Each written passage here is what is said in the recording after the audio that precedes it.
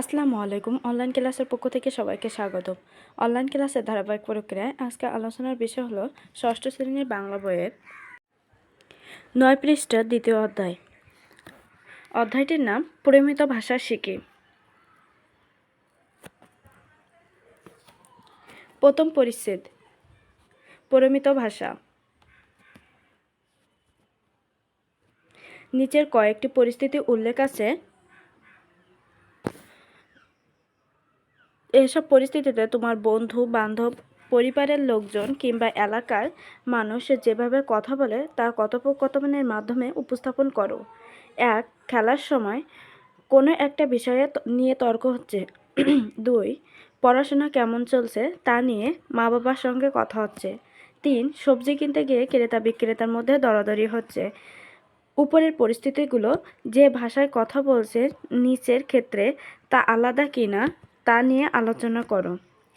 4. Radio টেলিভিশনের পঠিত সংবাদ ও প্রতিবেদনের ভাষা। 5. সাংস্কৃতিক অনুষ্ঠানের উপস্থাপনের ভাষা। 6. পাঠ্য বইয়ের ভাষা।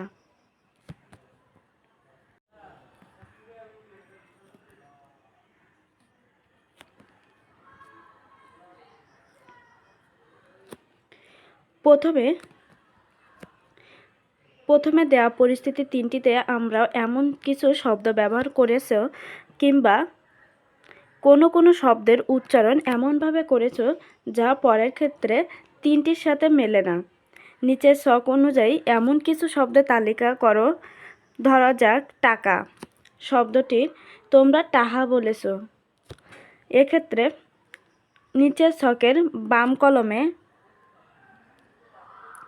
টাহা এবং ডান কলমে টাকা লিখতে হবে। বাম কলম ডান কলম, টাহা টাকা। চলো আমরা নমুনা ছকের উত্তরটি দেখে আসি। চলো আমরা উত্তরটি দেখে নিই।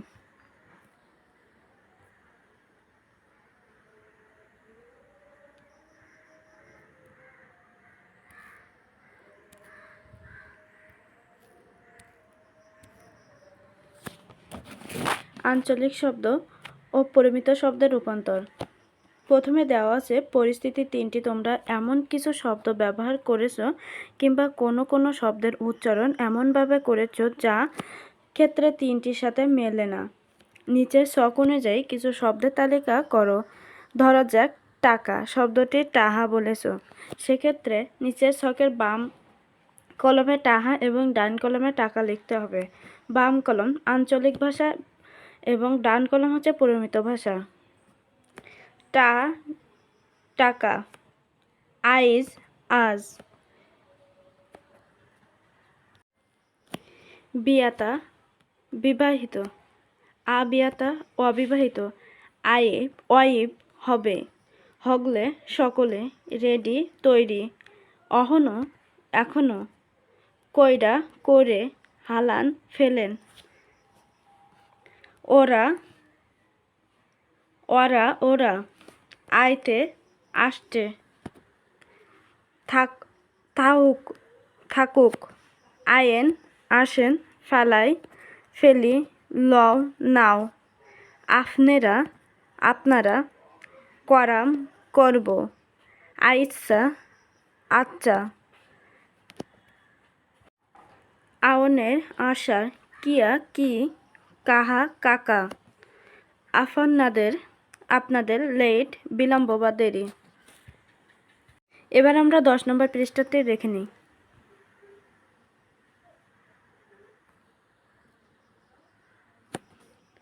আঞ্চলিক ভাষা ও পরিমিত ভাষা। বাংলাদেশের বিভিন্ন অঞ্চলে মানুষের ভাষায় ভিন্নতা আছে। যেমন যশোরের, রাজশাহী, ময়মনসিংহ, ঢাকা, বরিশাল, সিলেট, নোয়াখালী, চট্টগ্রাম মানুষের একভাবে কথা বলে না। ছেলে শব্দটিকে কোনো অঞ্চলের মানুষ বলতে পারে পুত, কোনো অঞ্চলের বেটা, কোনো অঞ্চলের পোলা। এভাবে অঞ্চলভেদে অনেক শব্দই বদলে যায়।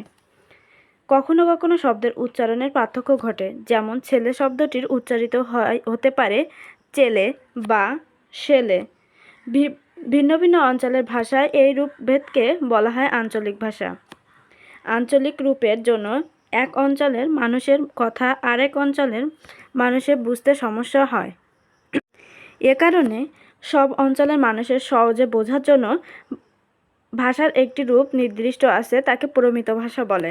ধ্বনির উচ্চারণ। নিচের জোড়া শব্দগুলোর উচ্চারণ করো। প্রতি জোড়া শব্দের প্রথম ধ্বনিতে পার্থক্য আছে, এটা উচ্চারণের সময় খেয়াল করবে।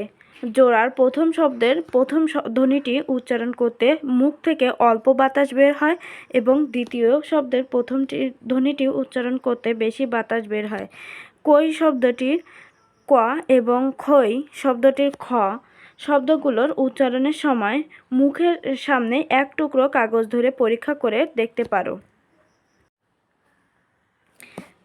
কই, খই, চাল, ছাল, টুক, ঠুক, তালা, থালা, পুল, ফুল, কোল, খোল, চাপ, ছাপ, টোকা, ঠোকা, তাক, থাক, পিতা, ফিতা, গোড়া, ঘোড়া, জাল, ঝাল, ডাল, ঢাল, দান, ধান, বান, ভান, গাড়ি, ঘড়ি, জুড়ি, ঝুড়ি, ডাক, ঢাক, দুম, ধুম, বোল, ভোল। ধন্যবাদ সবাইকে সাথে থাকার জন্য। পরবর্তী ক্লাস দেখার জন্য আমন্ত্রণ রইল।